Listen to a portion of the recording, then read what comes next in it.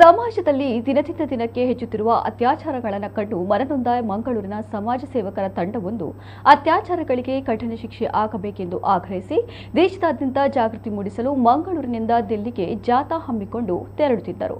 ಆದರೆ ವಿಧಿಯಾಟವೆಂಬಂತೆ ತಂಡದ ಸದಸ್ಯರಿಗೆ ಸೂರತ್ ಬಳಿ ಟ್ರಕ್ ಡಿಕ್ಕಿ ಹೊಡೆದಿದ್ದು 2 ಸಾವನ್ನಪ್ಪಿ 3 ಗಾಯಗೊಂಡಿದ್ದಾರೆ. ಗುಜರಾತ್ನ ಸೂರತ್ನ 200 ಕಿಲೋಮೀಟರ್ ದೂರದಲ್ಲಿ ಈ ಘಟನೆ ಸಂಭವಿಸಿದೆ. ದಕ್ಷಿಣ ಕನ್ನಡ ಜಿಲ್ಲೆಯ ಚಾರ್ಮಾಡಿಯ ಮೂಸಾ ಶರೀಫ್ ಪ್ರವೀಣ್ ಸಾವನ್ನಪ್ಪಿದವರು.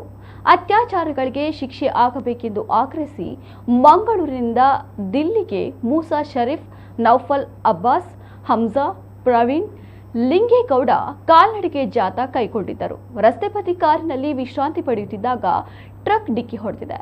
ಅಪಘಾತದ ರಭಸಕ್ಕೆ ಓಮ್ನಿ ಕಾರು ಸಂಪೂರ್ಣ ನಜ್ಜುಗುಜ್ಜಾಗಿದೆ. ಅಪಘಾತ ನಡೆಸಿ ಚಾಲಕ ಪರಾರಿಯಾಗಿದ್ದಾನೆ. ಇನ್ನು ಮೃತ ಮೂಸಾ ಶರೀಫ್ ಕೆಆರ್ಎಸ್ ಪಕ್ಷದಲ್ಲಿ ಗುರುತಿಸಿಕೊಂಡಿದ್ದರು. ಸಾಮಾಜಿಕ ಹೋರಾಟಗಾರರಾಗಿದ್ದ ಮೂಸಾ ಶರೀಫ್ ಕರ್ನಾಟಕ ಸಾರಥಿಗಳ ಟ್ರೇಡ್ ಯೂನಿಯನ್ ಮುಖಂಡರಾಗಿದ್ದರು.